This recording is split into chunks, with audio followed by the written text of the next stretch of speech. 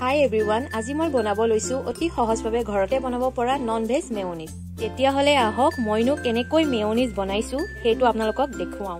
Mayonnaise বনাবৰ কাৰণে মই লৈছো 2টা কণী, 3 ফুটা নহৰু, 2 চামুচ চেনি, আধা চামুচতকৈ কম জালুকৰ গুড়ি আৰু আধা চামুচ নিমখ আৰু 1 কাপ ৰিফাইন তেল।